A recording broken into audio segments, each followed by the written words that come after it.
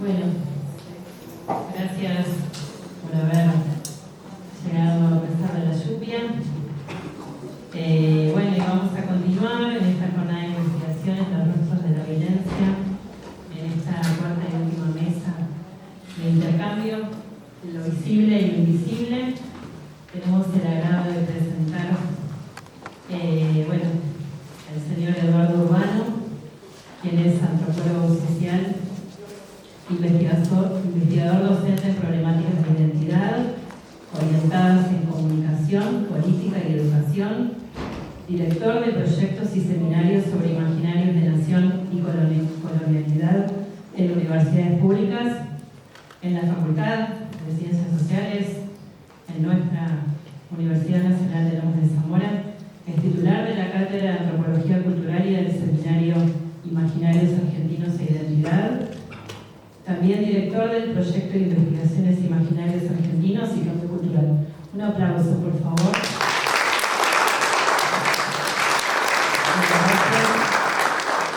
Y también contamos con la presencia de Eloy Martínez, quien es licenciado en periodismo, recibido en la Universidad Ramírez, Diego Eloy Ramírez, docente de grado en la Universidad Nacional de Lomas de Zamora, donde integra la Cátedra de Pensamiento Nacional en la Facultad de Ciencias Sociales.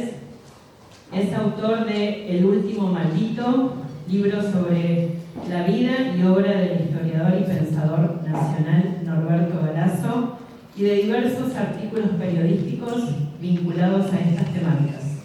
Su trayectoria también se orienta a la comunicación política, ámbito en el que cuenta con más de 10 años de experiencia en equipos de comunicación a nivel municipal, provincial y nacional. Bueno, un aplauso y gracias.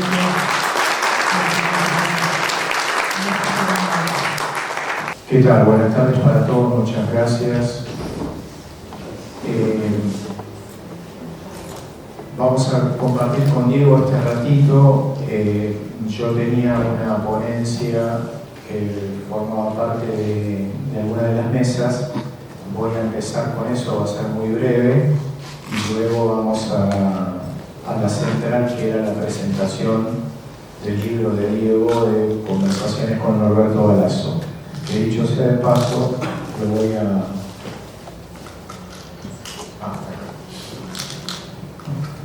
No es muy ortodoxo usar una botella de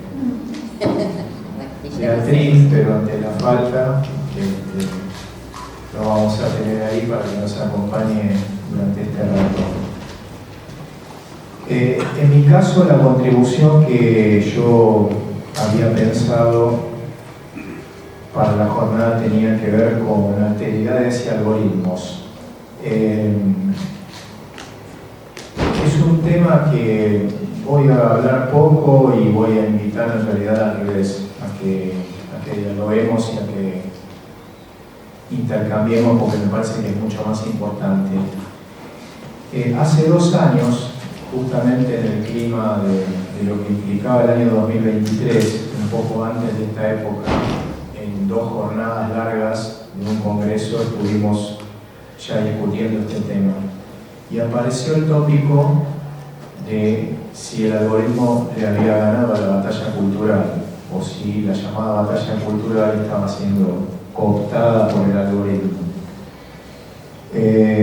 A partir de ahí, el grupo con el que trabajamos conjuntamente empezamos a investigar el tema, y yo en particular, desde mi perspectiva como antropólogo, encontré 2 cosas que se las voy a compartir ahora como insumo, ¿no? Como para abrir la reflexión y la discusión.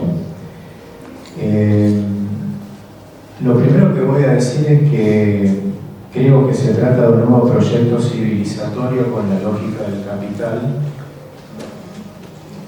que está renovando la dominación de una forma más eficaz que lo que hayamos vivido hasta ahora. Y que eso, por supuesto, tiene el vehículo más poderoso que se pudo inventar hasta ahora, que son las tecnologías de la información y de la comunicación actual. El solo hecho que vivimos todos los días, ¿quién puede prescindir de esto, no? Nuestra vida está acá adentro.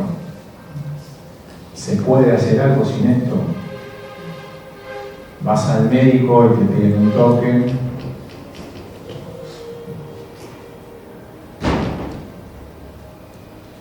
Vas al subte o al colectivo y ya dentro de poco se va a tener que usar esto solo. Por ahora es una opción con el dulce de que te descuentan no sé cuánto, te devuelven no sé cuánto, un poquito más.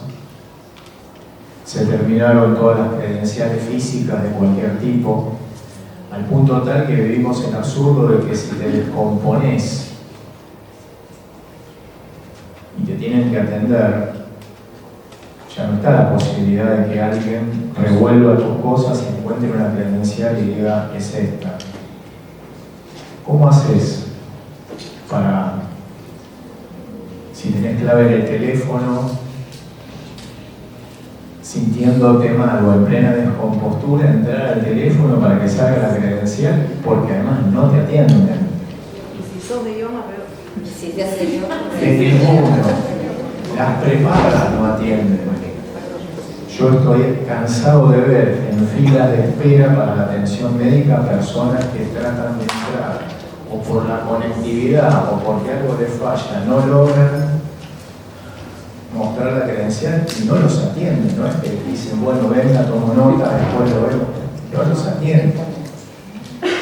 Me parece que es el ejemplo más extremo, y como lo nuestro hoy se trata de violencias, a mí la verdad que pocas cosas me resultan tan gráficas de las violencias que estamos atravesando como esa, como que para atender a alguien con un problema de salud haya que depender de un aparatito. Esta es la realidad que vivimos, y por eso digo, no es un hecho aislado. Entiendo que es un nuevo proyecto civilizatorio con la misma lógica del capital, repito lo que dije recién, a partir de los ejemplos, que renueva la forma de dominación con un nivel de eficacia altísimo. Y lo que le quería compartir hoy es esto. Yo veo que en este proceso hay dos fases. Una primera fase en la cual los algoritmos avanzan sobre nosotros, confinándonos a espacios de mismos valores, mismas ideas, mismos gustos, y nos meten ahí, y nos dejan ahí. Y la garantía está que no vamos a recibir algo que no tenga que ver con eso, por acá ni por cualquiera de los dispositivos que manejemos. Todas las informaciones, las notificaciones, las comunicaciones van a tener que ver con ese común. Pero luego hay una segunda fase. Esto de hecho interrumpe la interacción humana habitual. O sea, anula la alteridad. La alteridad es el reconocimiento de la diferencia, es el reconocimiento de que somos otros distintos que nos estamos relacionando y vinculando permanentemente en el día a día de la vida de cualquier sociedad humana. Esa alteridad empieza a ser intervenida por el algoritmo, marca la dirección hacia dónde vamos a interactuar. Pero la segunda fase es la que yo llamo de ensimismamiento. Es la fase en la que una vez que ya estamos metidos ahí y estancados en ese cuadradito, lo que empezamos a experimentar es todos los estímulos que nos llegan para realizar nuestros deseos, para realizar nuestros sueños, dirigidos exclusivamente a nosotros como individuos. Y de esa manera nos vamos metiendo cada vez más adentro de cada uno de nosotros y ya ni siquiera interactuamos con los que están en el mismo espacio. Y ahí me parece que es donde ya estamos en dificultades, diría casi definitivas. Si el objetivo se logra, bueno, esto es un proyecto antihumano. Fíjense que digo humano, no humanista, no estoy hablando desde la filosofía ni desde la teología, sino estoy hablando desde la antropología. Es antiespecie humana. Los humanos somos seres gregarios, por definición vivimos en grupo, y si sobrevivimos y si conquistamos de alguna manera el planeta y estamos en todas partes, es porque vivimos en grupo. No existe el cuento del individuo aislado. Es un cuento, sí, el cuento existe. Pasó. ¿Queda agileza? Sí, seguro. Bueno, ocurre. A mí alguna vez me pasó. Actúe el discurso. En algunos ex. Eso fue un acting. ¿Estás bien? Eso, mientras no te... Iba a decir, estamos no mal, te pero vamos lastimes, bien. Bueno. está bárbaro.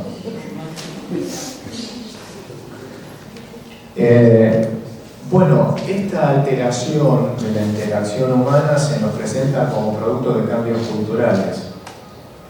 Los cambios culturales están siempre al servicio de algo. Y en este caso, si este proyecto civilizatorio, este nuevo proyecto civilizatorio persiste y perdura su eficacia, yo creo que es antihumano en el sentido de que nos estamos comprando la extinción, visto en el muy largo plazo, en la medida en que dejemos de ser seres sociales y por actuación nos convirtamos en individuos cada vez más ensimismados, vamos camino a la posibilidad de que en algún momento nuestra evolución como especie se detenga o desaparezca. Esto es lo que quería compartir y por eso quería ser brevísimo para abrir a opiniones, comentarios, reflexiones, que me parece que es lo que necesitamos más, ¿no? Con pequeños disparadores empezar a problematizar esto que coloniza nuestras vidas desde un lugar muy diferente muy nuevo al que conocimos como colonizador, y que lo que va a requerir es precisamente eso, mucha reflexión y mucha discusión. Así que lo pongo a consideración para lo que quieran. Muchas gracias.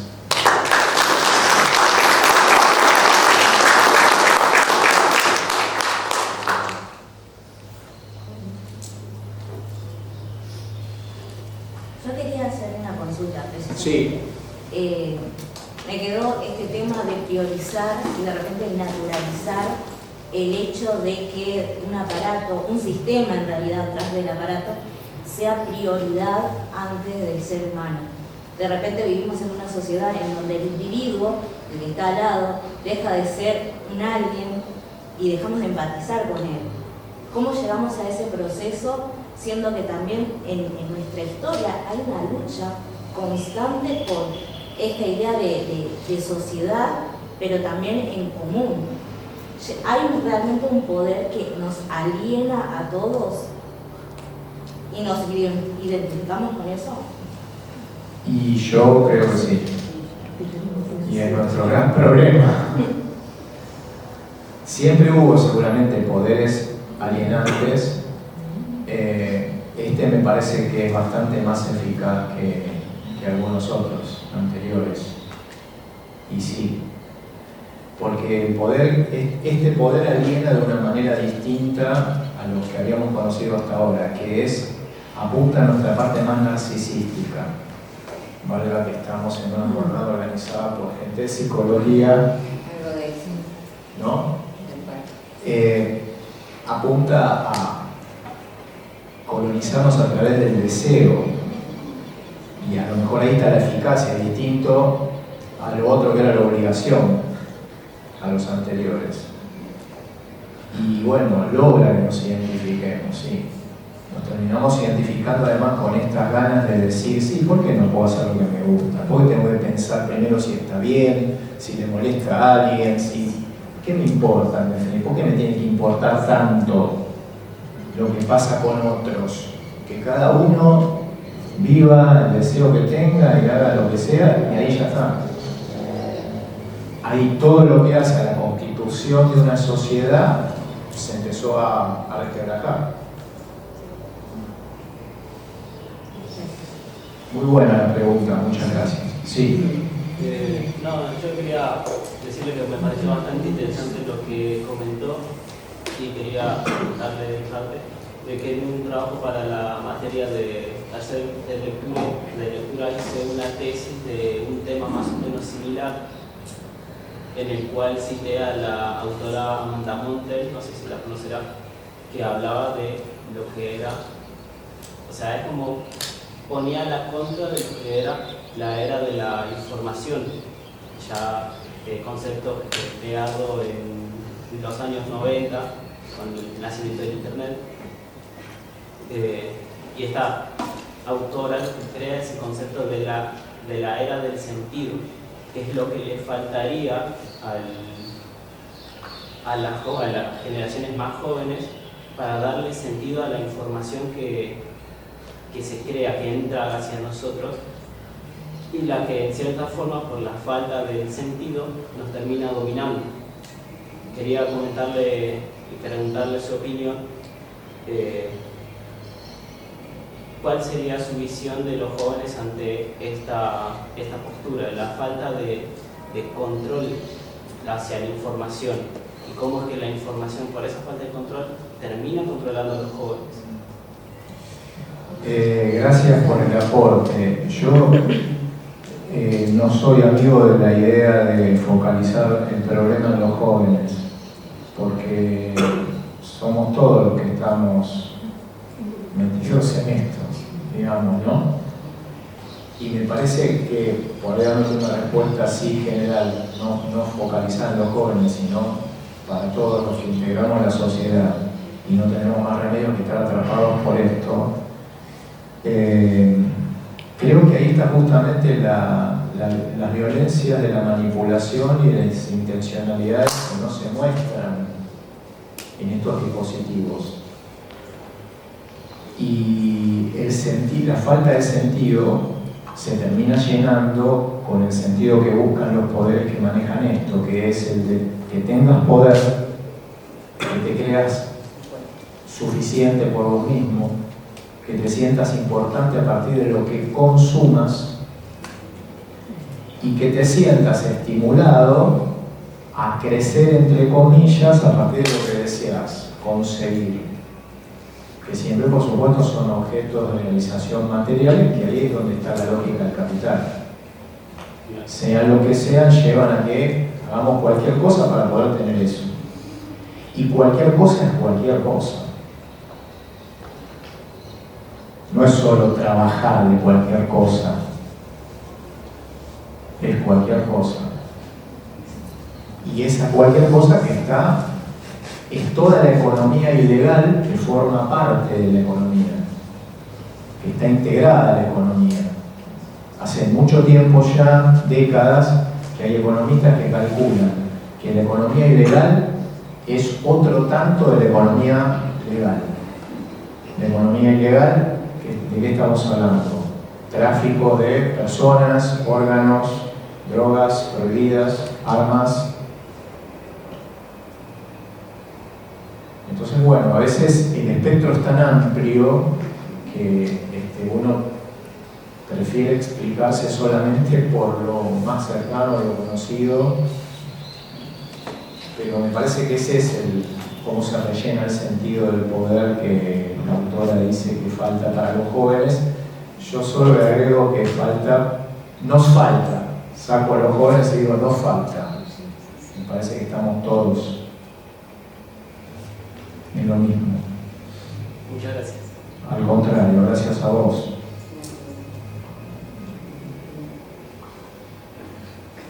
Sí, cómo no. Así como usted plantea el problema, que realmente es preocupante, ¿surge alguna idea de qué se puede hacer para el futuro? ¿Qué podemos hacer para contrarrestar todo esto desde lo colectivo?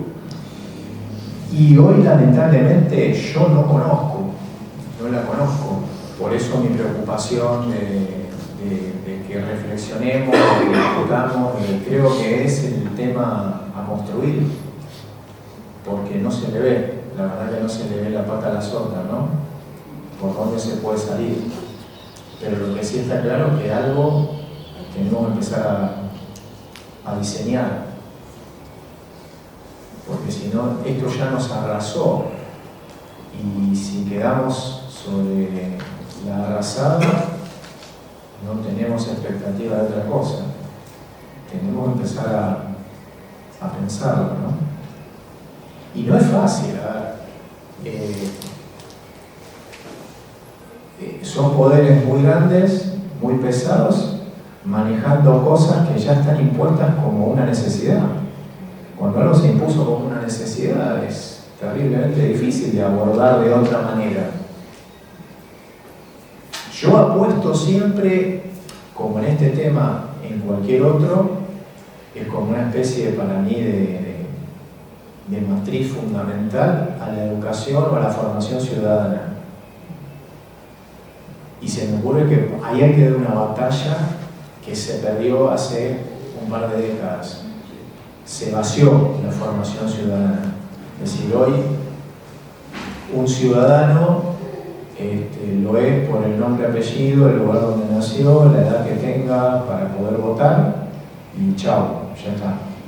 Cuando saliste de la escuela, saliste con poco y nada, y cuando estás en este mundo, ahora ya estás en este mundo, incluso estando en la escuela, ¿no?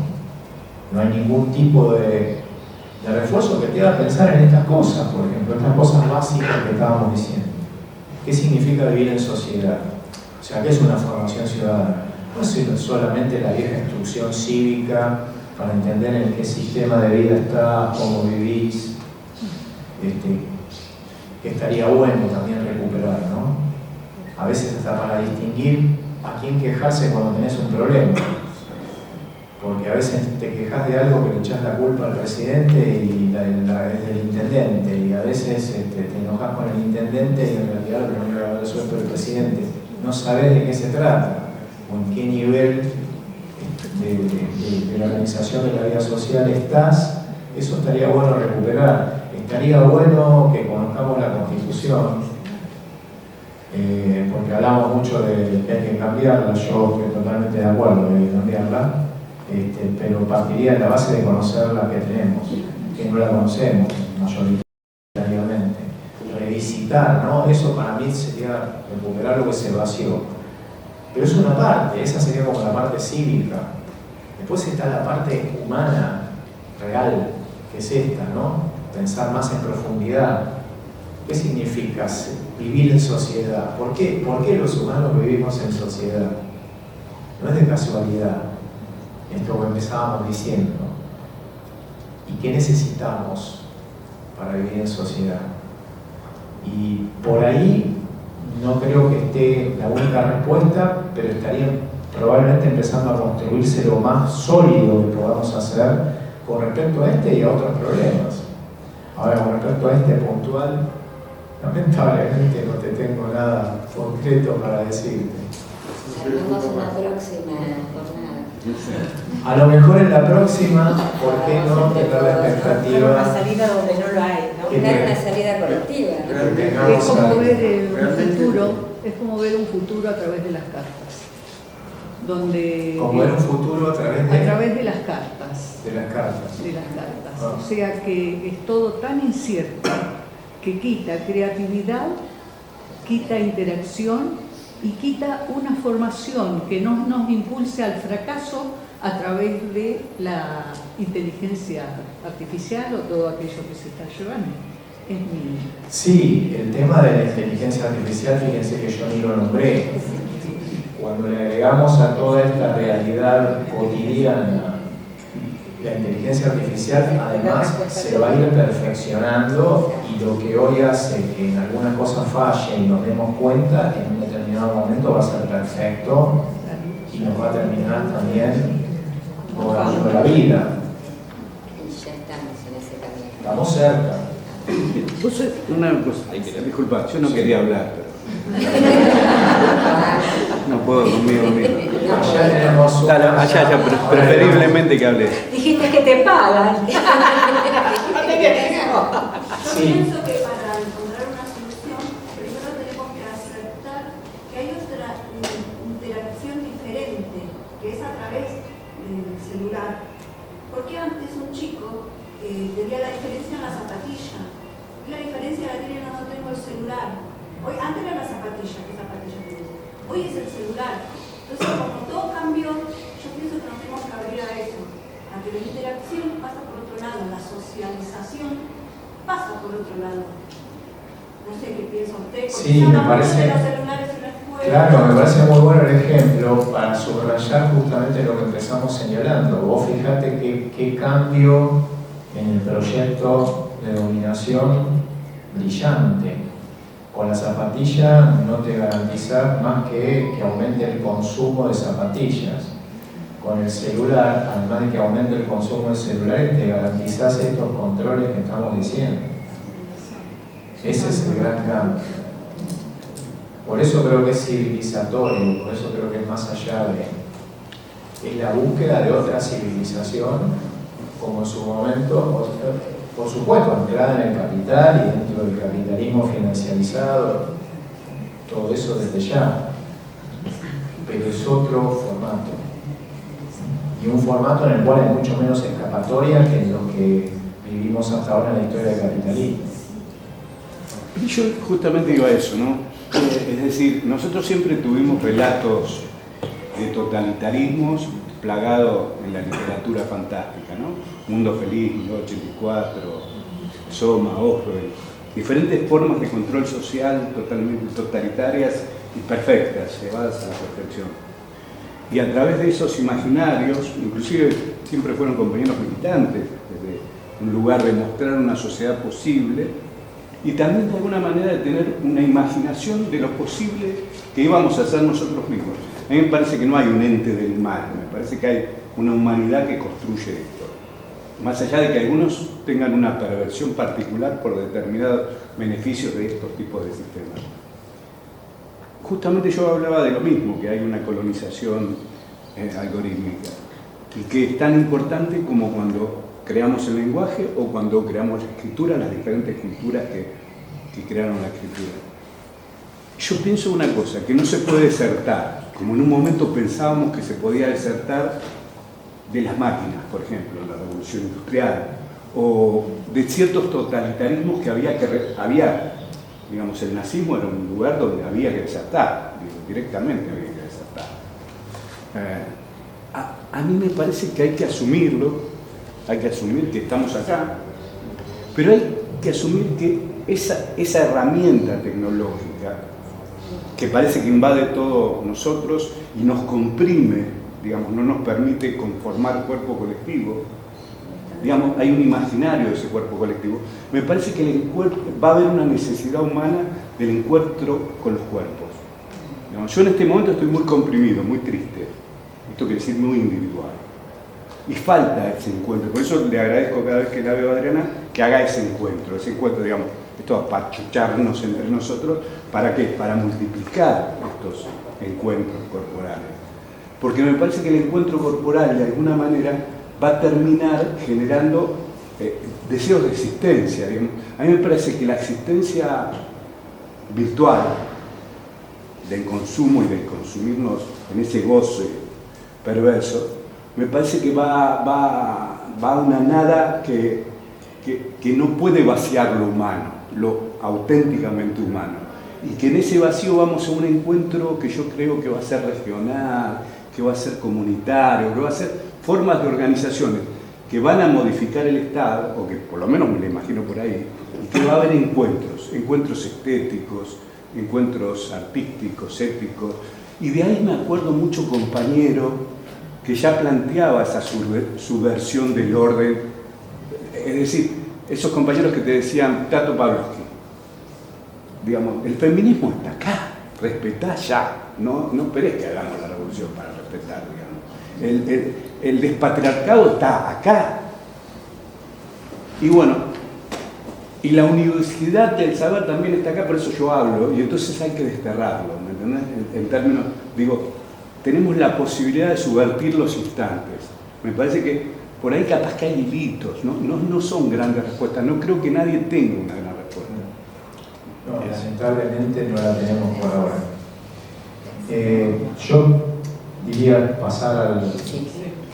Tenemos ahora a continuación un caso, una de las violencias específicas es la violencia epistémica, ¿no? La violencia epistémica es la violencia en la que se funda toda la construcción de conocimiento con la que fuimos formados. Lo seguimos siendo en gran medida hasta el día de hoy. Y la violencia epistémica tiene básicamente que ver con desconocer cualquier otra forma de producir conocimiento que no sea la establecida por la academia y dentro de esa entidad llamada Occidente, a nivel, volviendo a la cuestión del proyecto civilizatorio. Cuando fuimos conquistados y colonizados, nos trajeron, además de el Dios verdadero y el progreso, el conocimiento verdadero. Con el progreso venía la ciencia, que era el conocimiento verdadero, y por lo tanto se implantaba de la misma manera que la religión del único Dios posible y se desterraba cualquier otra posibilidad. Lo mismo se hacía con la producción de conocimiento. Todos los saberes que radicaban en las prácticas de las comunidades originarias no eran conocimiento válido, y a partir de este momento había que empezar a producir conocimiento de esta forma. Y así las generaciones que heredamos el orden posterior a la finalización de la colonia nos formamos, y en buena parte lo seguimos formando al día de hoy. Y el ejemplo que tenemos como caso concreto de violencia epistémica, al mismo tiempo que querer ser un reconocimiento y un homenaje a un grande que es Norberto Galasso, tiene que ver con cómo ilustrar esto cuando decimos de violencia epistémica. Y por eso entonces el espacio en el que Diego accedió muy amablemente a acompañarnos para presentar una vez más, ya lo presentó muchas veces su libro, no es que va a presentar un libro que sea nuevo ni que no lo haya presentado antes, sino que vamos a hacer una resumida, en realidad un diálogo resumiendo un poco el sentido de por qué él elaboró, no sé si lo querés contar vos después cómo fue elaborado, lo contás vos, este libro de conversaciones con Norberto Galasso, y después puntualmente yo le voy a hacer dos preguntas en especial, y después va a quedar abierto a las preguntas de ustedes. Diego. Gracias, Eduardo. Gracias.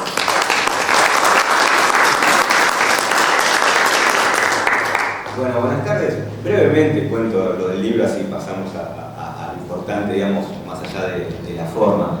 Pero Norberto Galasso, porque no lo conoce, es un historiador, revisionista, pensador nacional, y tiene la característica que es el biógrafo de los malditos. Los malditos, por aquellos que no conocen, el doctor, el pensador nacional Arturo Jauretche, que sí es más conocido, Arturo Jauretche, utilizaba el término maldito para referirse a todos aquellos hombres y mujeres que fueron silenciados o ocultados por la historia oficial, para que ese pensamiento, esa experiencia de vida, esas ideas no pasen de generación en generación, y básicamente para que el pueblo no conozca esas ideas que van en contra del establishment, del poder establecido. Jauretche le llamaba a esas personas los malditos.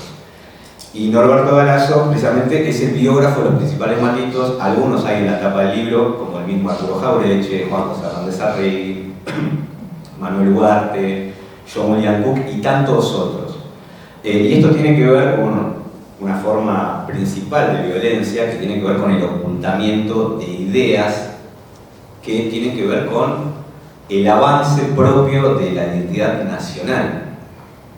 Y acá, haciendo una breve definición, tenemos que centrarnos en lo que es la colonización pedagógica. Las tecnologías, como hablaba hace un rato Eduardo, cumplen esa función específica, pero la colonización pedagógica está atravesado en todas las esferas de la sociedad, incluso en la tecnología, y hoy principalmente en la tecnología, pero también está atravesada en el deporte, en el cine, en el teatro, en todos los aspectos de la sociedad. Y Arturo Jauretche, que fue maestro de Norberto Galasso, Norberto ha trabajado con Jauretche, cuando Jauretche era director de la Udeva, la editorial de la Universidad de Buenos Aires, Jauretche sintetizaba muy bien esta cuestión de la colonización pedagógica, que lo explicaba de manera muy sencilla, que decía que a la estructura material de un país dependiente le corresponde una superestructura cultural que precisamente está apuntada al desconocimiento, que no conozcamos esa dependencia. Es decir, acá hay estudiantes de la materia de psicología, hay psicólogas. Yo pongo siempre el ejemplo, cuando uno va al psicólogo, si conocen a alguien que va al psicólogo, alguien va al psicólogo. Si no, acá hay psicólogos, se pueden contar. Hay varios saberes que levantan la mano así. Uno no me quiero poner el psicólogo, ya bastante tengo con mi disciplina, ¿no? Viste que todos dicen que algo sabemos de psicología. Algo, claro. Podemos opinar, ¿no? Claro, por eso digo aclaro que de la simple opinión. No, pero como paciente, digo, más que como psicólogo. Uno cuando va al psicólogo, para poder resolver un problema que tiene o empezar a abordar ese problema y poder trabajarlo, ¿qué es lo primero que tiene que ser? Consciente de que tiene ese problema. A raíz de ser consciente de que tiene ese problema, uno empieza, no sé si resolverlo, pero empieza a trabajar. Bueno, hago esta analogía porque con esto pasa lo mismo. Hay toda la superestructura cultural, existe y trabaja en función y se organiza en función de que no conozcamos nuestro estado de dependencia.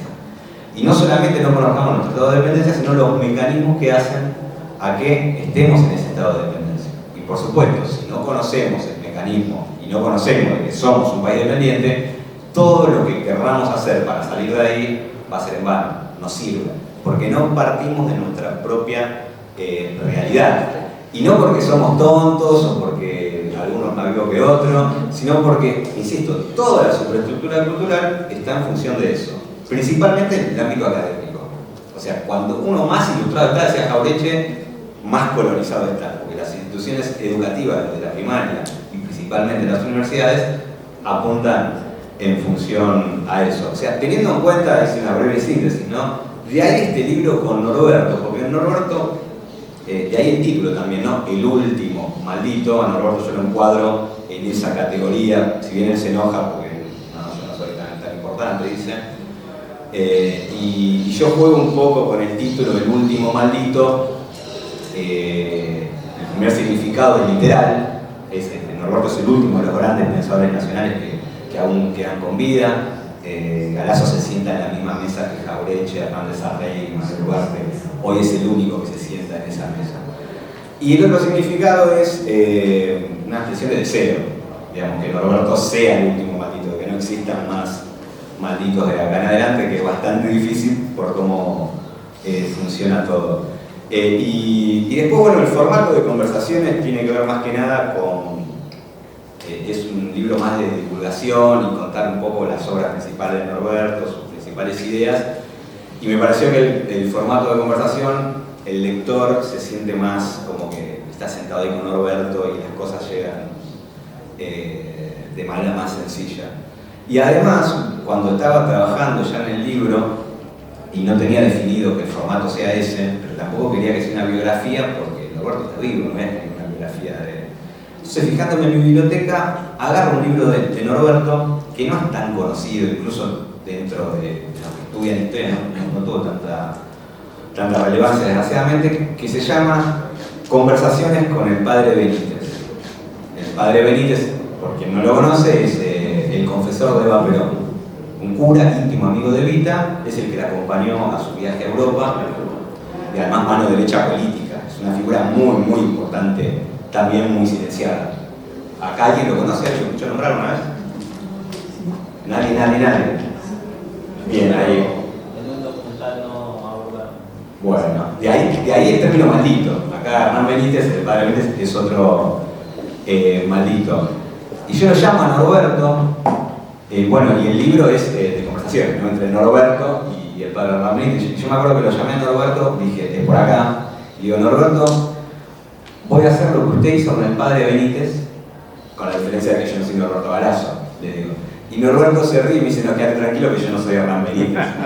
Pero él lo dice en broma, pero en realidad lo dice en serio, no es de falsa humildad. Él decía que le parecía mucho, que él no... igual le gustó el libro.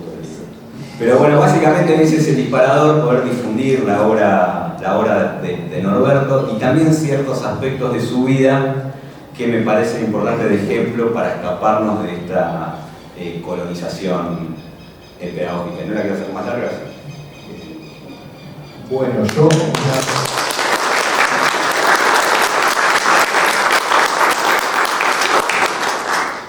Una pequeña digresión antes de ir a las preguntas. El padre Hernán Benítez, si yo no estoy equivocado, también es el que estaba a cargo de la Escuela de Cuadros del Partido Justicialista, que tiene mucho que ver con el manual de filosofía peronista.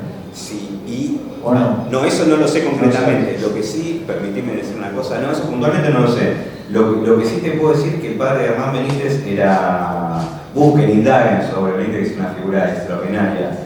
Tiene ciertas particularidades, bueno, no me voy a meter en eso, pero tengan en cuenta que Galasso cuenta que entraba a la casa del padre Benítez, que era un cura, por supuesto, y tenía un cuadro de Jesucristo al lado de un cuadro de Che Guevara. O sea, fíjense cómo que no todo es tan lineal. Pero respondiendo a tu pregunta, puntualmente eso no lo sé. Bueno, está. Cuando lo busquen el padre Hernán Benítez, fíjense de paso, ¿sí? ¿No? Tuvo mucho que ver con la escuela de formación y el libro que después salió como filosofía peronista. Y la otra digresión pequeña es, cuando vos presentás lo de la colonización pedagógica, señalar que ahí Jauretche es un adelantadísimo a lo que luego va a ser la categoría de colonialidad. Es un avance, ¿no? No es exactamente lo mismo, pero es un avance muy importante. Y ahí yo siempre rescato, como eso lo trabajamos a veces en el ámbito de los espacios donde yo estoy, y lo subrayo todo lo posible, que en la introducción del manual de sonceras argentinas, Jauretche hace la distinción entre ser un sonso y ser un vivo, y que nos hicieron sonsos. Por lo tanto, difícilmente vamos a ser vivos. Lo que sí podemos ser es sonsos avivados. Y él se dice de sí mismo, yo soy un sonso avivado, no es que yo soy vivo y puedo contar todo esto porque soy vivo, sino porque me avivé. Ahora, como sonso avivado, y esto me parece también una categoría maravillosa, él dice, cada tanto, a pesar de que en ese momento que escribe el manual dice hace más de 20 años que sé esto, cada tanto vuelvo a caer, ¿no? O sea, acá está un poco para conectar con lo que empezábamos hablando, la potencia de cómo tenemos internalizada esa colonialidad y cómo juega permanentemente. Y acá el punto era que la violencia epistémica con la que empezamos hablando se refleja básicamente en un punto que yo quería pedirle a Diego que nos detalle, que es sobre el pensar en nacional. Hay algo que Norberto Galasso define y trabaja mucho en sus libros exactamente con esas palabras, pensar en nacional, y el ocultamiento y el silencio y todo lo que él mencionaba, es decir, la ignorancia olímpica de la academia con respecto a toda una trayectoria y a toda una producción, porque digamos, ignorar o desestimar una línea por razones ideológicas estaría dentro de lo aceptable de cualquier debate y de cualquier posición. Ahora, desconocer, ignorar y silenciar una producción genuina, ahí está la violencia, porque eso sí es flagrante. Yo puedo mostrar esa producción y criticarla, y puedo decir que no sirve para nada, y puedo hasta pretender documentar que es falsa o que no está suficientemente bien fundamentada. Eso sería honesto intelectualmente desde la academia. Ahora, directamente no hacerle un resquicio y desconocer toda esa producción sin siquiera mencionarla, ahí está la violencia epistémica. Y ahí está la relación con el ocultamiento y el silenciamiento que Diego decía que lo llevó a hacer este gran trabajo.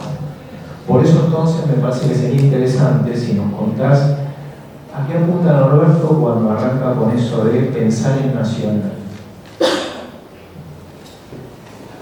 Bueno, primero algo digamos, básico. Norberto arranca, que insisto, Norberto sintetiza un poco la idea de los grandes pensadores, ¿no?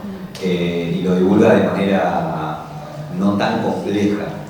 Pero en principio podríamos decir que pensar en nacional funciona en contraposición al pensamiento colonizado. Es decir, algunos pensamos en nacional, quiere decir que hay otros que piensan de manera colonial. Sí, lo dice Norberto.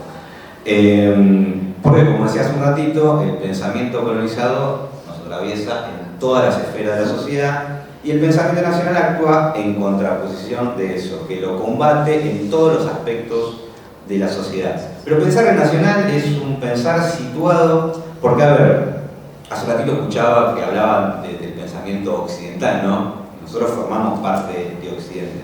Pero también en la academia, ya me pongo un poco antiacadémico, simplifica todo en Occidente. Y ahí el pensar nacional no tiene que ver solo con Occidente. Porque yo en la trata creo que, recuerdo mis estudiantes y este ejemplo, bueno, lo voy a decir de nuevo, pero yendo a la cuestión, ¿no? Artigas decía, aquí Naides es más que Naides. Para nosotros, en nuestra cultura, nadie es más que nadie. Nos juntamos, tomamos unos mates, esa cuestión nos sale de manera natural, es una cuestión cultural, obvio, ¿no? Sin embargo, la cultura anglosajona es distinta. Y yo pongo un ejemplo concreto. Inglaterra tiene un rey. Nuestra concepción es aquí nadie es más que nadie. Entonces esa cuestión occidental, sí, somos occidentales, pero hay particularidades que tienen que ver con lo nacional. Cuando digo nacional no me refiero a Argentina, no hablo de Hispanoamérica, ¿no? De cuando éramos parte de España. Entonces pensar en nacional tiene que ver eso, con todas las, partir de nuestra propia realidad. Y un poco, vos que nombrabas a Jauretche, ¿no? Jauretche decía, lo dice en el manual de Sonceras, un poco en broma, que este país es increíble, ¿no? La cuestión del nivel de colonización, porque en un país que hay de todo, tenemos inmigrantes italianos, judíos, de Andorra, de absolutamente todos lados. Jauretche dice, irónico, ¿no? Después de mezclar todo solamente quedan blancos y cabecitas negras. Y esto que lo dice gracioso y nos puede causar un poco de risa. Si ustedes analizan la coyuntura de hoy, no está tan errado en diferenciar que existen los blancos y los cabecitas negras. De hecho, en TikTok, vos hablar de la tecnología, hay muchos que hablan de marrones en términos despectivos. De los marrones en términos negativos, veo que tiene 10 millones de me gusta. Digo, bueno, ahora, si bien eso es virtual, ¿no? Que salís a la calle y te andan enseñando, pero estamos a esto. Entonces, el pensar en nacionales es un pensar situado desde nuestra propia realidad, no desde una abstracción. Entonces, siempre se aclara, ¿no? Que esta cuestión de Occidente, una idea no es nacional porque nace en Argentina. De hecho, Galazo bromea de que hablamos en español y sumamos y restamos en números arábigos, no en números rioplatenses. O sea, eso es claro. Pero las ideas nacionales son aquellas ideas no que nacieron acá, sino que sirven para nuestro avance como pueblo y como país. No traer una idea y tratar de implementarla acríticamente sin tener en cuenta nuestra sociedad, nuestra cultura, nuestra realidad, nuestra geografía. Digamos, incluso hay muchos de Buenos Aires, el Gran Buenos Aires, nosotros, que hablan de los negros, wow, ese discurso sigue estando desde la clase trabajadora. Y bueno, Galazo, Jauretche, siempre bromean en ese sentido. El tema que duermen la siesta, no son vagos. Trae a un alemán, un finlandés a trabajar a las 2 de la tarde en Santiago del Estero. No va a ser una máquina alemana, se va a dormir la siesta con una cuestión. Entonces ahí, estos ejemplos exagerados tienen que ver con un desastre y todo, hasta en lo geográfico, en el clima, en la cultura tiene que ver con eso también. Y generalmente la academia trae el pensamiento abstracto. Que digo que no está mal, no son anti-universidad ellos. Lo que sí hay que pensar desde acá. Y tomar ideas de todas partes, siempre teniendo en función cómo funciona nuestra realidad. Y más que nada, y esto tanto izquierda de derecha como izquierda, como para sintetizar, de que hay ideas que pueden ser muy revolucionarias en otros contextos, en otras sociedades, con otros procesos históricos, y acá son totalmente reaccionarias. Como se puede ver principalmente en la izquierda de nuestro país. Digo, la izquierda tradicional. Que así un poco, para sintetizar, el pensamiento nacional vendría a funcionar de esa manera.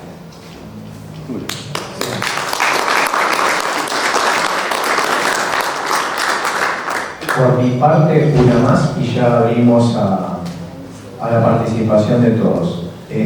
¿Por qué o en qué sentido sería Norberto el último maldito? Algo dijiste, pero por ahí estaría bueno ampliarlo eso. Claro, el último maldito, esto es una cuestión subjetiva mía, pero he hablado con compañeros que lo conocen y que lo han estudiado, leído, y en ese sentido coincidimos, porque es el último de los grandes pensadores nacionales que nos quedan, es el último. Pero yendo a ejemplos concretos, en la dictadura, en la última dictadura cívico-militar, varios de los libros de Norberto fueron censurados, algunos fueron destruidos directamente, ¿no? ¿Qué es la izquierda nacional? ¿Qué es el socialismo nacional? La biografía de Manuel Ugarte fueron censurados. Pero en democracia, como digo ahí en el libro, ¿no? Cambiaron los modales, pero el objetivo siguió siendo el mismo. Y hay libros que fueron totalmente silenciados. Hay un montón de ejemplos, yo para no extenderme doy un ejemplo puntual. Norberto tiene un libro que es la biografía de San Martín del año 2000, se llama Seamos Libres. Es uno de los mejores trabajos de Norberto, es increíble. Uno lee ese libro, entiende todo el siglo XIX y entiende la historia argentina. Con una prosa hermosa, además, es un libro bastante largo, pero... Y vino un poco disruptivo ese libro dentro del ámbito historiográfico, hubo discusiones, fue un libro muy importante, porque imagínense que la biografía de San Martín está lleno, y no solo en Argentina, en varios países, en Europa, está lleno de libros sobre San Martín. Y él dice algo nuevo sobre San Martín, pero con muchísima documentación. Documentación nueva, además. No salió ni una sola reseña en ningún medio de comunicación. Insisto, Norberto tiene más de 100 libros publicados. Imagínense, libros muy buenos. Pero yo pongo de ejemplo esto porque fue un libro extremadamente importante. No salió una reseña en ningún medio. Pero no es que no salió una reseña positiva, ni siquiera una reseña negativa, hablando mal del libro. Y ahí es donde entra esta cuestión del maldito. Uno no es que habla mal, lo silencia. Es necesario que no se conozca. Bueno, en un solo medio salió para aclarar, que es en la revista de las Madres de Plaza de Mayo de EVE. Fue el único medio que, pero bueno, el alcance no está muy... Entonces, de ahí el último maldito. Y después, como lo dije hace un ratito, una expresión de deseo, que depende del trabajo de todos nosotros, que Norberto sea el último maldito. Tratar de todos autores, autoras, artistas, porque tiene que ver con todas las disciplinas, que estén en la discusión de la comunidad, porque aparte, como son autores que hablan de, insisto, no solo autores, también artistas, todas las disciplinas, que lo que hacen es transmitir la propia realidad.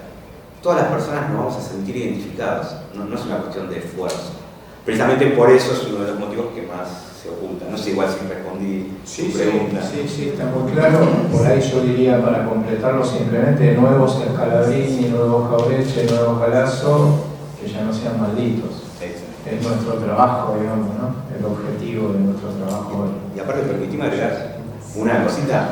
Cuento una pequeña anécdota que siempre la he contado 1000 veces, pero me parece bueno repetirla, de por qué es importante esto. Esto lo cuento en el libro. Norberto Galasso viene de una familia de clase media totalmente colonizada. La mayor parte de su familia, más que nada por parte de la madre, eran maestras del ámbito escolar y eran muy sargentinos. O sea, eran totalmente de una clase media, no de plata, pero en ese ámbito se escribió Norberto. ¿Cómo puede ser que Norberto terminó pensando lo contrario? Y yo cuento una pequeña anécdota, porque por supuesto no es un motivo, son varias cuestiones. Pero hay un momento, y la cuento brevemente, Norberto al principio de los 60, que empieza a tener esas inquietudes políticas, empieza a ir a las campañas. Antes las campañas, no es como hoy, era el candidato de una plaza, se paraba arriba de un cajón y hablaba y decía sus propuestas, no las campañas esquineras. Entonces Norberto empezó a ir a ver a varios candidatos, pero sin conocerlos, para escuchar la cuestión política. Y en una de esas charlas que va, de esas campañas, lo va a ver Arturo Jauretche, en Plaza Italia. Arturo Jauretche, que no había tanta gente, había 30, 40 personas, y Jauretche hablando, contando sus propuestas, porque fue candidato a senador, que sacó 2 votos Jauretche. En esa época se había peleado con Perón, pero no importa. Eso es aparte. Pero él no sabía quién era Jauretche, no es que fue a ver a Arturo Jauretche, no tenía ni idea quién era, sabía que era cantante y lo fue a escuchar. Y ahí Jauretche cuenta algo que le había contado un amigo de él, uno de los fundadores de Forja, una agrupación, pero no me quiero extender. Y Jauretche dice lo siguiente, Galasso escuchando, ¿no? Dice, en Argentina siempre dice que llueve riquezas, que en Argentina llueven riquezas, pero resulta que los argentinos estamos todos secos. Y eso lo podemos traer hoy, ¿no? Argentina es un país rico, pero nos estamos todos cagando de hambre, para hablar en lenguaje académico. Digo, entonces Jauretche dice, en Argentina llueve riquezas, pero resulta que los argentinos estamos todos secos, y esto ocurre porque la Argentina está techada y tiene dos canaletas, una que va a Londres y una que va a Nueva York. Y después agrega Jauretche, tratando de explicar al peronismo, dice, Perón no sacó el techo, porque no pudo, porque no lo dejaron, no le dio el tiempo, lo que sea, eso será tema de discusión. Lo que sí es seguro de ese Jauretche que Perón les hizo unos buracos muy grandes y por primera vez en la historia los argentinos empezamos a recibir esa lluvia, esa riqueza. Entonces Galasso, un joven Galasso, Galasso es contador público de título, no es historiador en términos académicos, venía a estudiar de la UBA, muy colonizado, le hizo un quiebre porque diciendo, yo escucho en la facultad hablando de cuestiones muy abstractas, muy revolucionarias, y veo a un tipo parado en una caja explicando el imperialismo y la distribución del ingreso en un lenguaje que entiende cualquiera. Es decir, el techo explica el imperialismo y la distribución. Entonces, ese fue un quiebre para Galasso, y yo siempre digo que ese es el disparador de que hoy tengamos a Galasso que tenemos, porque le hizo un quiebre de algo tan complejo como el imperialismo y la distribución del ingreso, explicarlo de manera concreta. No es tan difícil, no hay que ser un erudito para entender ciertas cuestiones. Entonces, cuando alguien nos habla difícil, es porque nos quiere mentir. Entonces, digo, es importante esto porque así como, salvando las diferencias, ¿no? Pero Galasso en ese momento no era Galasso. Era un jovencito colonizado y escuchó a un viejo hablar de esta manera y a partir de ahí empezó a investigar. Entonces, la prédica de todos nosotros es no sabemos nunca quién va a escuchar esto, qué puerta abre para seguir estudiando. Digamos, y ese es el trabajo que básicamente nos proponemos. Muy bien.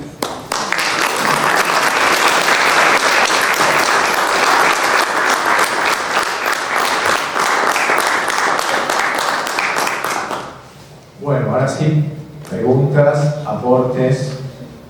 Vaya. No, yo quería preguntar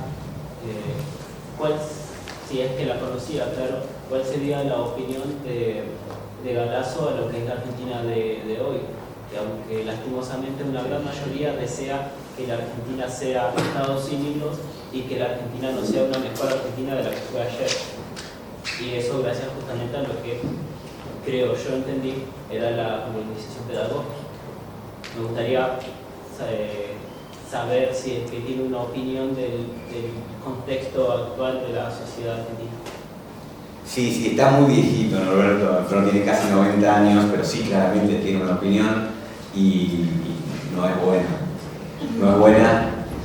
Pero nada es eterno, esto se repite todo el tiempo. Hoy, en el contexto actual, tiene una mirada muy, no pesimista, pero negativa, en el sentido de que todo lo que él viene trabajando y militando hace 50 años, él ve que eso está muy demasiado precario. Pero él es un militante de toda la vida y sabe que esto hay que seguir trabajando porque hubo ya procesos como este. Cambian cierta coyuntura, pero hay cosas que se repiten todo el tiempo. Porque la estructura colonial de la Argentina es la misma. Principalmente hablo de la colonización pedagógica. Eso no varió. Lo que sí se profundizó. Se profundizó por distintas cuestiones. Si tenemos que, no quiero poner fechas porque no es a partir de una fecha. De hecho, yo en el libro le pregunto ¿cuándo cree usted que empezó esta debacle? Yo planteando el 76, ¿no? Como el golpe de Estado, y él me lo pone en el 74 con Abelardo Ramos, otro pensador. Abelardo Ramos hablaba del año de la peste. En el 74 se muere Perón, se muere Jauretche, se muere Hernández Arrey, se mueren muchos pensadores nacionales que eran como una guía, Pero en realidad, bueno, contestando tu pregunta puntualmente, no, lo ve de manera muy triste, pero no, en esta comisión, verdad es que el pueblo argentino piensa así. Tiene que ver con un montón de cuestiones que lleven a que hoy esté ocurriendo lo que está ocurriendo. Pero lo ve de manera muy negativa. Muchas gracias. Me acuerdo de algo para aportarle. Cuando lo trajimos una de las últimas veces, estábamos en la etapa Macri. Si te interesa lo podés buscar en el canal de YouTube de la facultad está. Y en ese momento dijo, yo me acuerdo, al final sobre todo de esa charla fue maravilloso con respecto a la perspectiva, y un poco lo que Diego decía, siempre fue así y siempre hubo que seguir, y medio como que la señal ante nuestro desaliento fue, ¿y qué hay que hacer? Y seguir. Seguramente hay que seguir.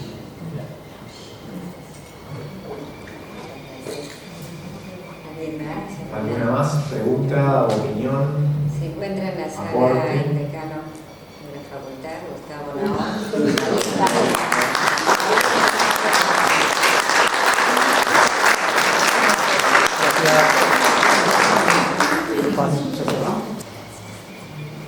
Queda, no sé si alguna más pregunta, opinión que quieran. Me preocupa mucho lo que traen, porque creo que la violencia epistemica está resquebrajando toda condición existencial de lo que es hoy ser un ciudadano o una ciudadana. Tenemos una máquina que nos pregunta si somos un robot y tenemos que responderle a la máquina que no, para que no tengamos consecuencias, ¿no? Tenemos animales domésticos que comen mejor que nuestros niños de Villa Caraza y de Villa Fiorito, porque sus alimentos tienen más nutrientes y más vitaminas. Entonces, esta cuestión de que se haya roto la barrera entre sujeto y objeto, donde los objetos cada vez tienen más inteligencia y nosotros somos cada vez más maquínicos y más obedientes, nos lleva a un callejón de lo poshumano sin remedio, con lo cual urge que desde los ámbitos públicos podamos construir proyectos civilizatorios para impedir la extinción, porque en este momento lo que está en juego, me parece, es la supervivencia del humano. Y si no fundamos un contrato social, pereceremos. Y si no lo asumimos, cuando nos lamentemos será demasiado tarde. Creo que las aulas es un lugar, es un refugio, es una defensa, más que una resistencia, una avanzada, para que no se diluya el pensamiento clínico, la sensibilidad social. Siento que nuestra facultad cada vez más es un lugar precioso, en el sentido de apreciado, de valioso, de que lo tenemos que cuidar, porque el mundo que nos rodea cada vez está más atravesado por violencia. No mencionaron la violencia escolar, pero sí mencionaron la violencia cultural. Están sucediendo en las instituciones escolares hechos de violencia cada vez más tremendos y terribles. Ha habido un patio escolar de recreo que fue un campo de batalla incontrolable hace muy pocas horas. Y esto no es un hecho aislado. Hay mamás que golpean a maestras, hay pacientes y familiares de pacientes que golpean a los médicos en los hospitales públicos. La violencia es una espiral que depende de nosotros poder orientarla hacia otro destino, porque si no, la sangre vamos a ver correr por las calles nuevamente. Así que celebro mucho, Adriana, que podamos abrir un espacio de pensamiento como una vez más. Te agradezco. Gracias.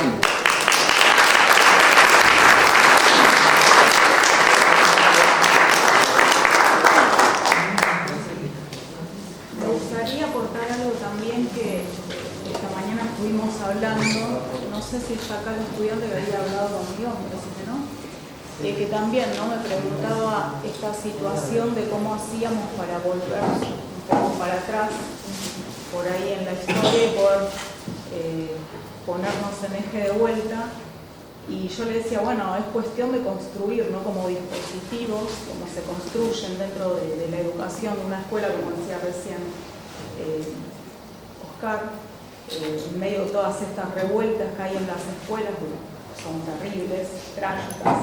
Justamente hoy conté un caso terrible también, que tiene que ver con violencia de género dentro de una escuela, donde se están dando denuncias dentro de una escuela para que dos chicos mantengan la distancia. O sea, ese es el nivel de violencia que hay adentro de una escuela, ¿no?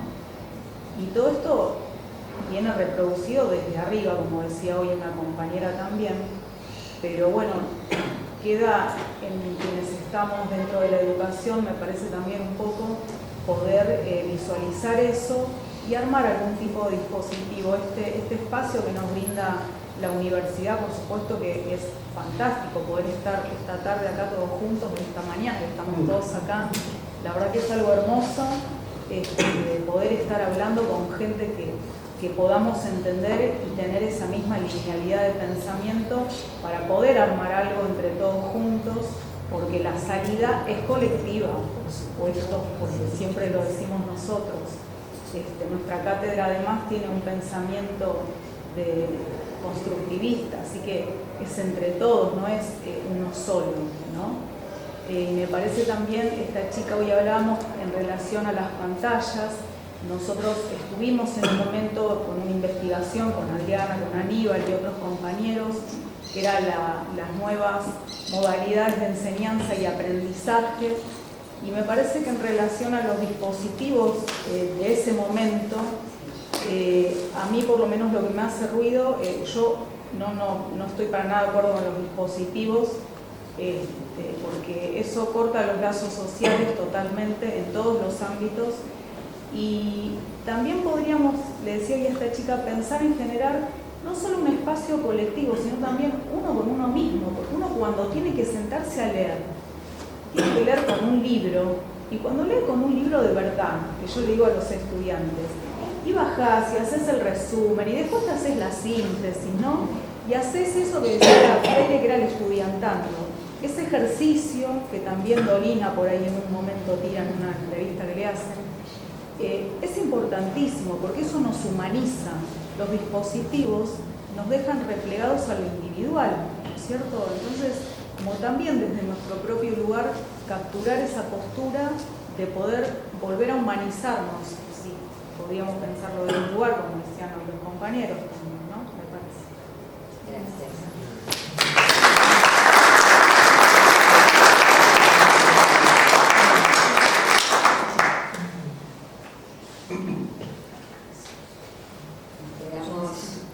En silencio.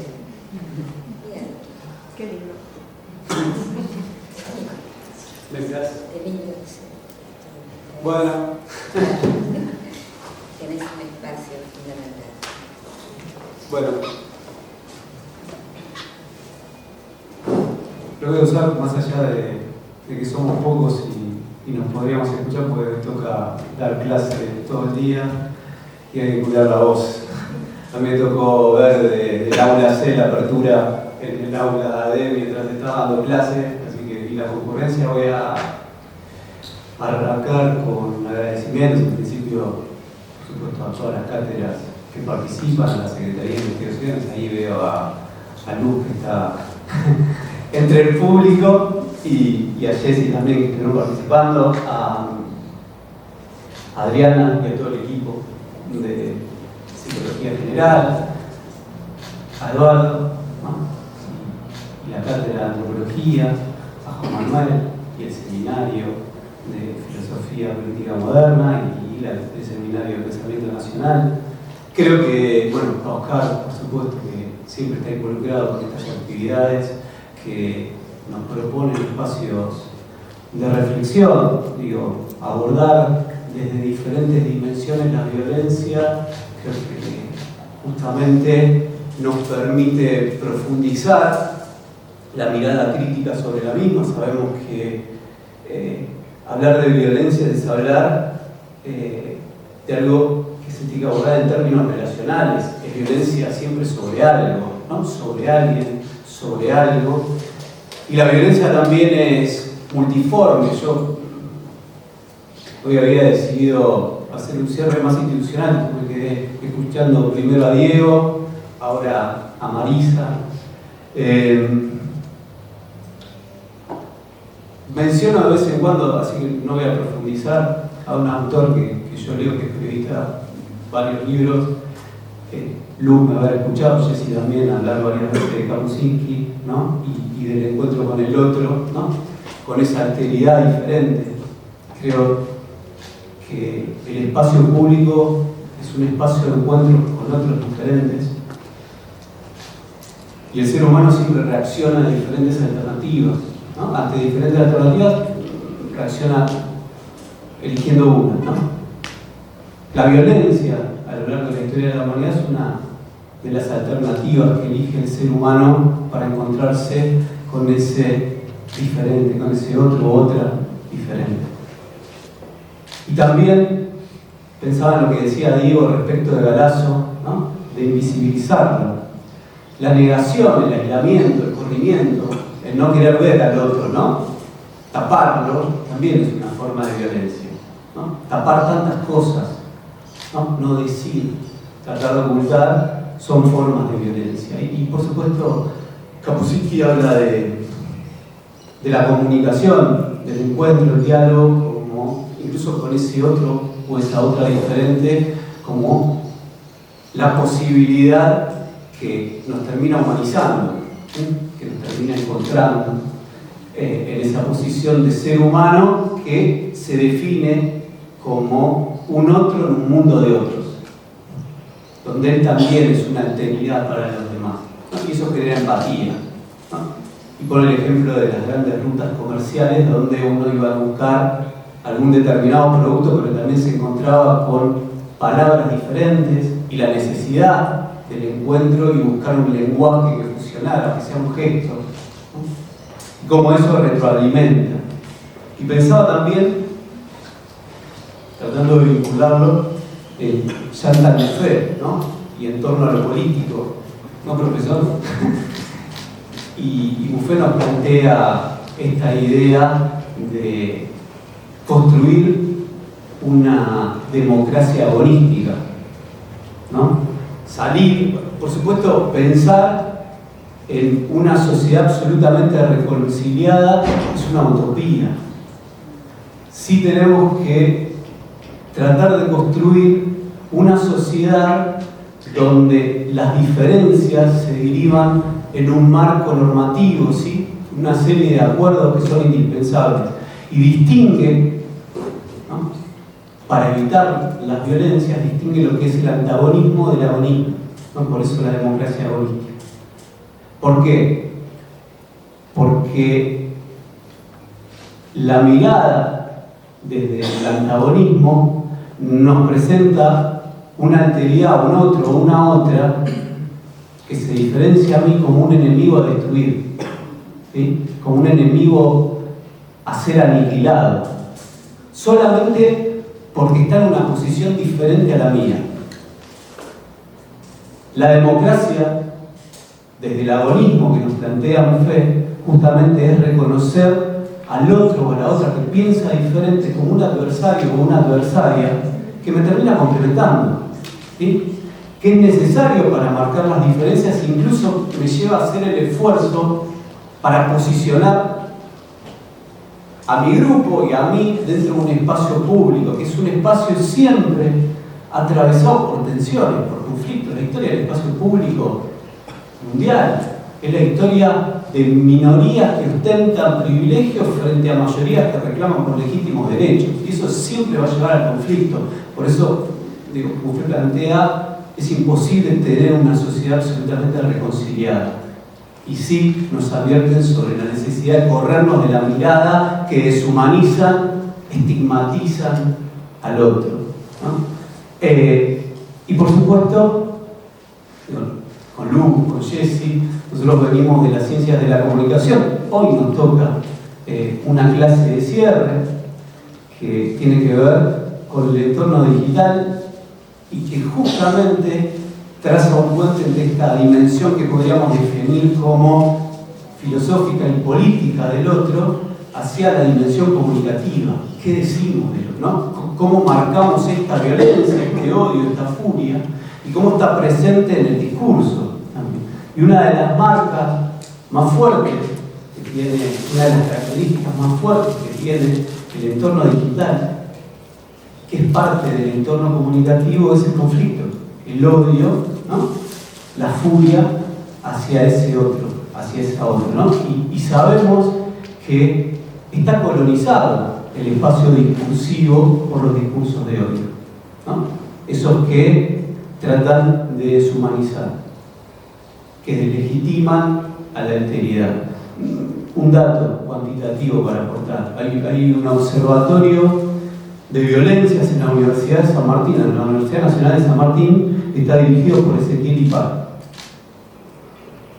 Hace algunos años, no tantos, pospandémico esto, presentó un informe sobre discursos de odio en redes sociales. El 26% de las ciudadanas y ciudadanos argentinos que participan en la conversación pública en las redes sociales estaría dispuesto a replicar un discurso de odio que ahí circula. El 17% se mantiene indiferente, no lo condena. Digo, estamos hablando de 1 de 4 ciudadanos y ciudadanas argentinas. 1 de 4 estaría dispuesto a replicar un discurso de odio. ¿Sí? Digo, este es el escenario que nosotros tenemos que desnaturalizar, que tenemos que problematizar. No podemos permitir que colonicen los discursos ni el odio, ¿no? Porque desde merece un balazo en la cabeza ahí y tratar de pegarle el balazo en la cabeza, lo sabemos por experiencia, hay un paso. Por suerte, un balazo no salió, pero muchos salen, ¿sí? Y son silenciosos y son naturalizados porque la vorágine informativa también nos termina avasallando, ¿sí? Estas escenas que se replican y que parecen ser cotidianas, como las que recién contaba Marisa, nos convocan a nosotros a problematizarlas como parte de la resistencia, ¿sí? Así que yo celebro este espacio de encuentro, agradezco tanto a los espacios de gestión como a las cátedras y a ustedes, ¿no? A las y los estudiantes, porque también se comprometen, ¿no? Con darle sentido y contenido a esta construcción que es colectiva. Así que felicitaciones y muchas gracias.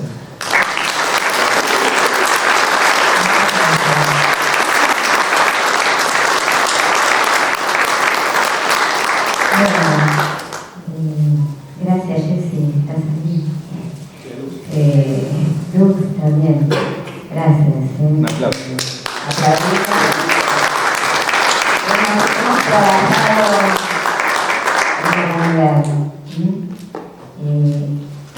tiempo puesto desde cada uno de nosotros con todo el afecto, ¿no?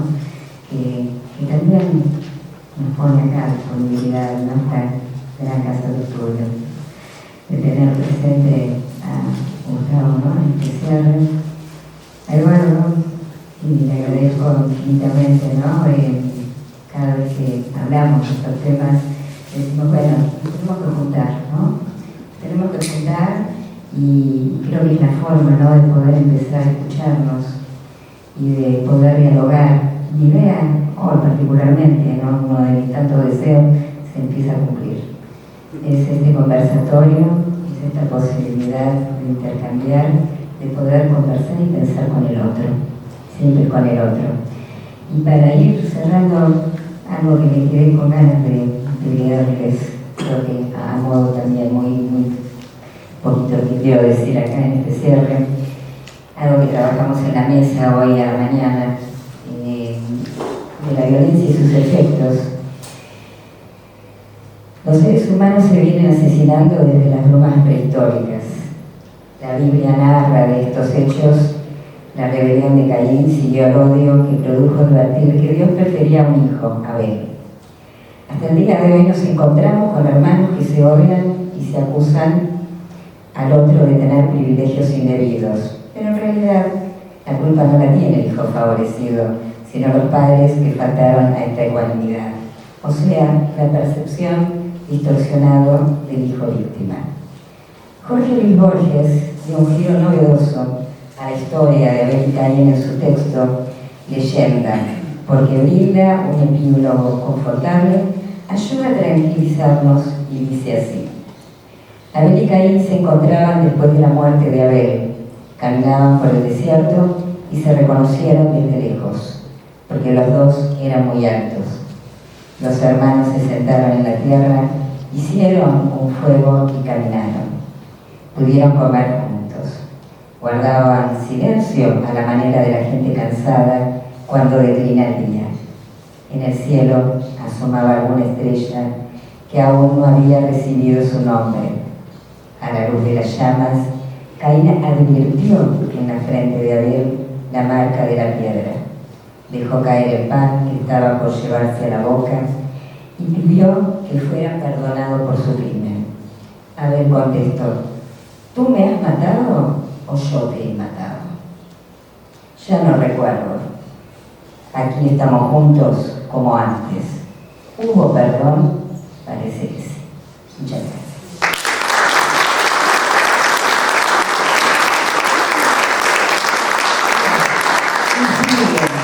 Mucho más. Bueno, estoy muy emocionada. Es un placer, realmente. Fue una jornada que empezó muy temprano.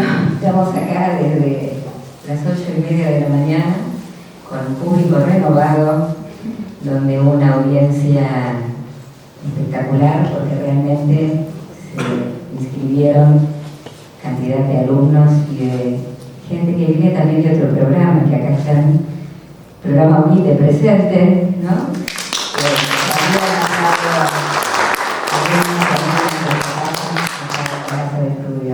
Juan, gracias. Siempre tus palabras son inmensas porque nos hacen pensar. Y todo lo que cada uno de ustedes haya aportado acá nos permite seguir pensando. Y la idea es esta, ¿no? Reflexionar y seguir buscando respuestas. No las tenemos. Hay muchas respuestas que no tenemos, pero sí sabemos que a la medida en que podamos seguir haciendo este tipo de encuentros, vamos por lo que implica lazo social. Y vuelvo otra vez al ensayo de Tom, que no puedo dejar de nombrarlo, de Marcel Mauss, que la vida tiene esta triple obligación: dar, recibir y devolver. Gracias.